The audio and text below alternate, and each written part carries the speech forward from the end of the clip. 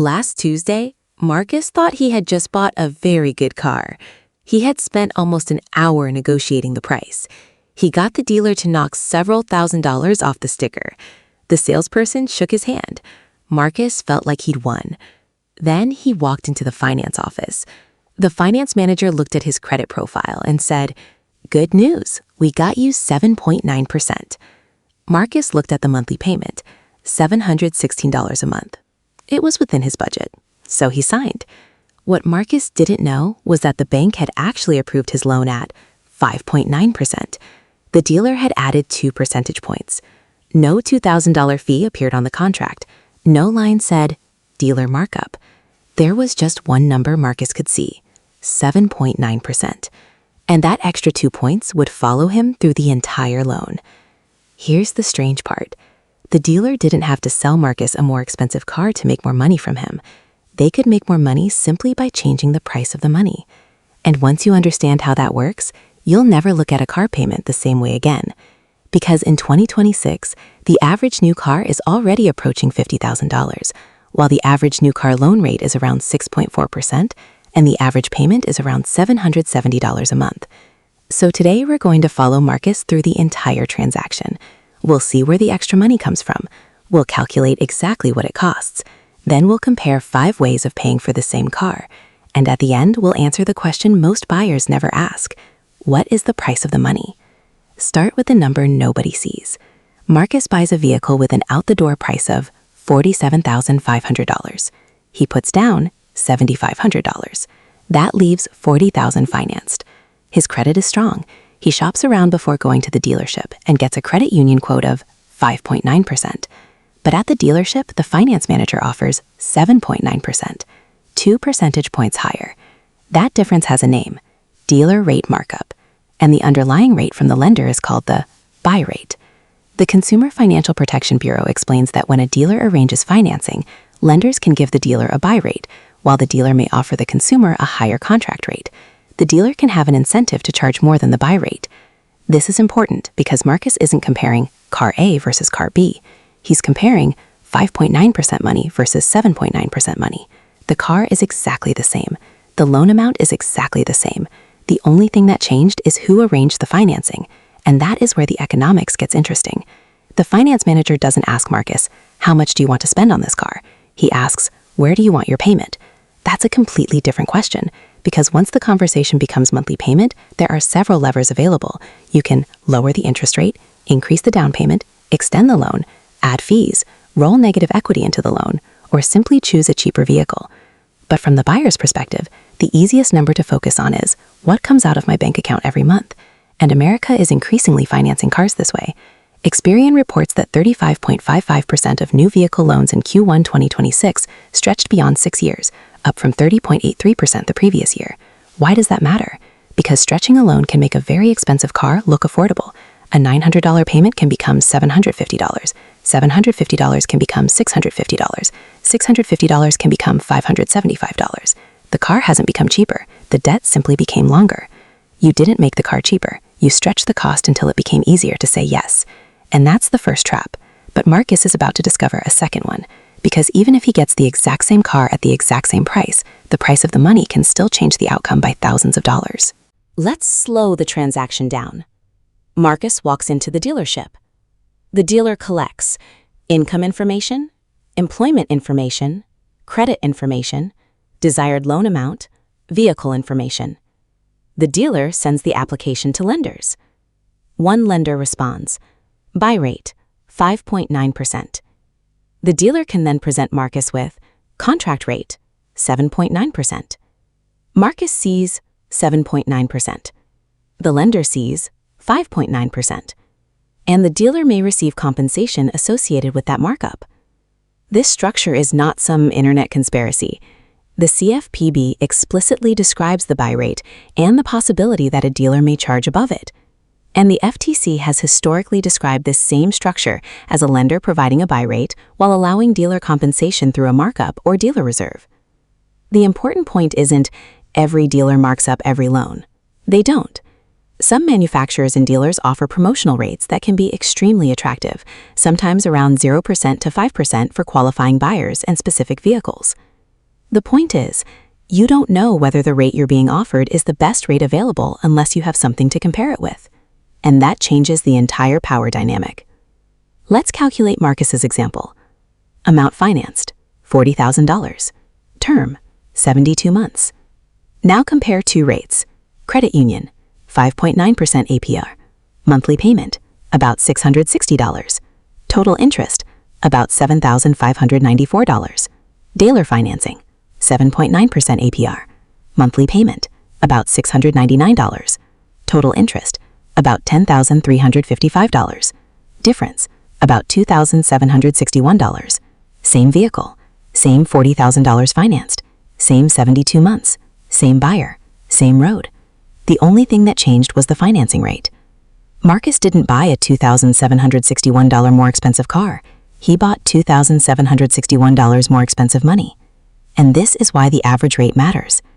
Experience Q1 2026 data puts the average new car loan at 6.39%, while buyers with excellent credit averaged 4.55%. So a buyer with strong credit should not automatically assume, the dealer offered me 6.9%, so that's probably what I qualify for. It might be, it might not. That's exactly why pre-approval matters. The most expensive part of the deal may not be the car, it may be the price of the money you're using to buy it. Now step back. There are 5 broad ways Marcus could structure this purchase. Option 1, dealer financing.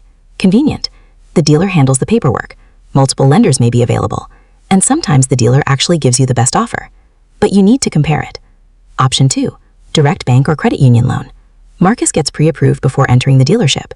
Now he knows, I can borrow $40,000 at 5.9%. The dealer has to beat a real number. Option 3, cash. No loan, no interest, no finance markup. But there's a cost people often forget, opportunity cost. That $40,000 could have remained invested or available for another purpose. Option 4, leasing. Lower monthly payment in many cases. You pay for the vehicle's expected depreciation and financing component during the lease, then you return it, or potentially buy it for the predetermined residual value. Option 5, long-term balloon structures. A lower payment today, but more obligation later. The danger isn't necessarily the structure itself. The danger is choosing it because the payment fits, without understanding what happens at the end. And now we can compare them.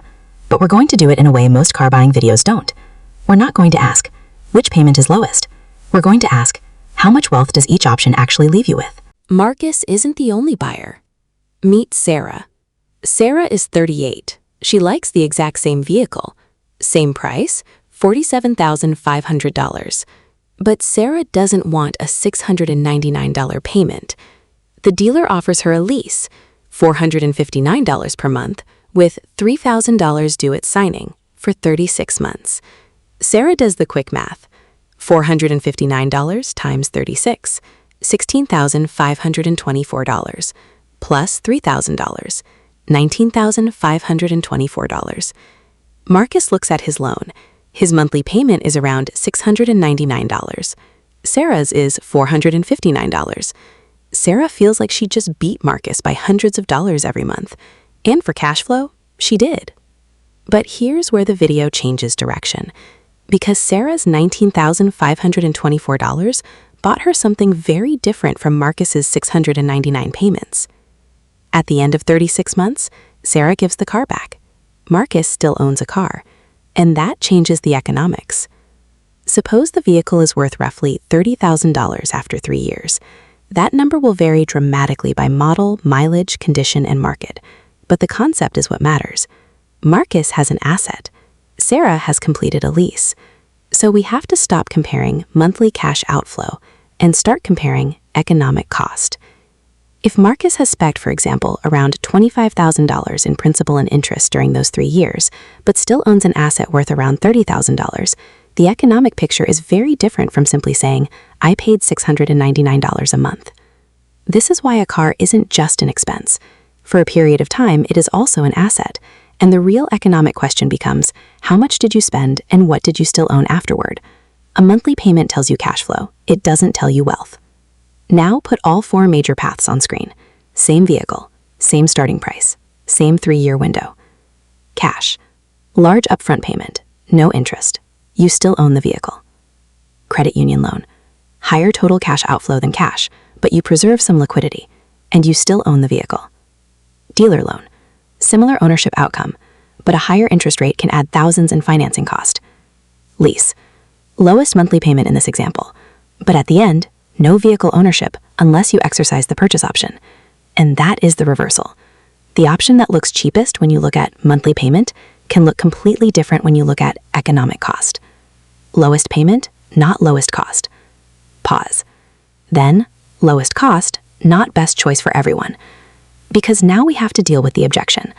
Someone watching this is going to say, wait, if cash is cheaper, why would anyone pay cash? Fair question. Suppose Marcus has $40,000 available. Instead of paying cash, he finances the car at 5.9%. He keeps the $40,000 invested. If his investment earns more than the after-tax cost of borrowing, he could theoretically come out ahead. That's the classic arbitrage argument. But there's an important asymmetry.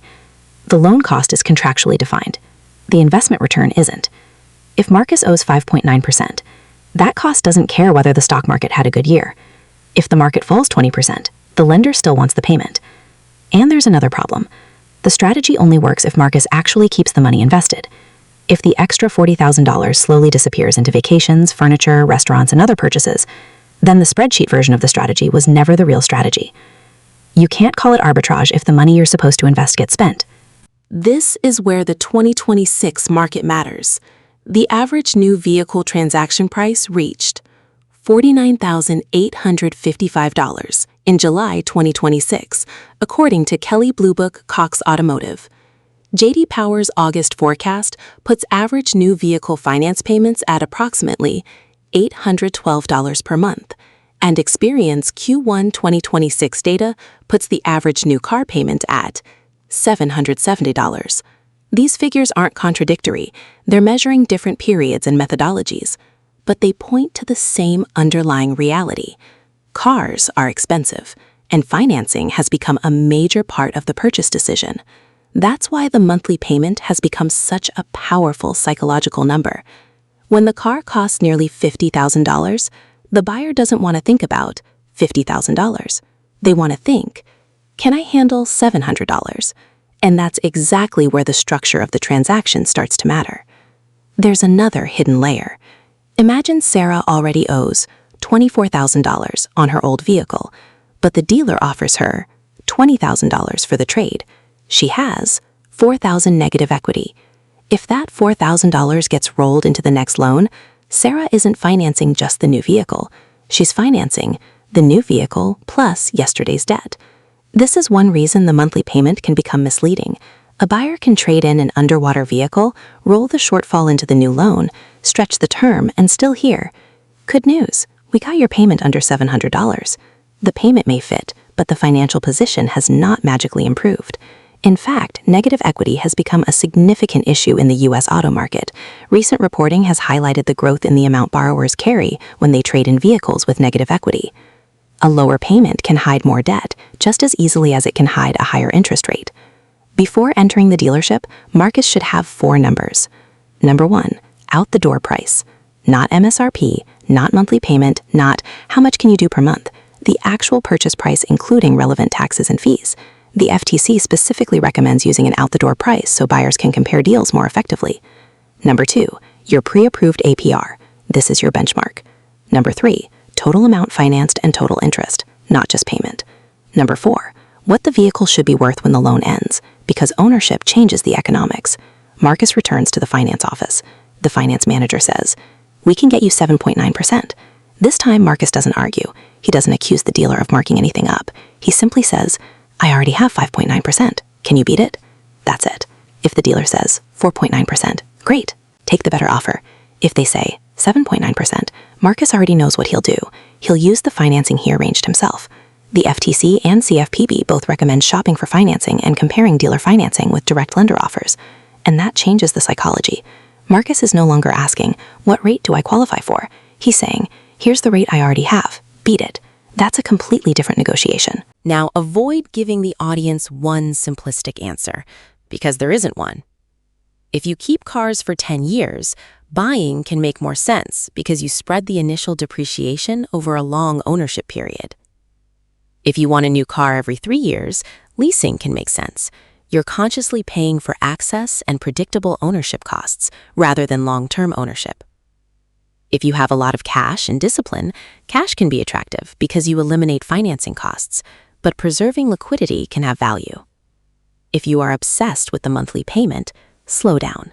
This is where the biggest mistakes can happen, because a payment is not a price, it's a schedule, and schedules can be manipulated. Go back to the first scene. Marcus is sitting at the dealership. The finance manager says, "Good news, we got you 7.9%. At the beginning of the story, Marcus heard good news. Now he hears something different. He hears, "Let's compare." He pulls out his pre-approval, 5.9%. Then he asks, "Can you beat this?" And that one piece of information changes the entire transaction, because the dealer is no longer the only person in the room who knows what financing costs. Marcus knows too. And that's the real lesson. The dealership wants you to think about the payment. The lender wants you to think about the interest rate. The salesperson wants you to think about the car. But you should think about all three. Because the real cost of a car isn't how much per month, it's purchase price, financing cost, depreciation, fees, opportunity cost, minus what you still own. That's the economics. A car can have a cheap monthly payment and still be an expensive decision. So before you ask, "Can I afford the payment?" ask a better question. What is the price of the money? If you want to see what your own financing is really costing you, use the calculator below. Enter amount financed, APR, loan term, down payment, and the competing rate you can get elsewhere. Don't compare payments, compare outcomes, because the cheapest looking deal isn't always the cheapest deal.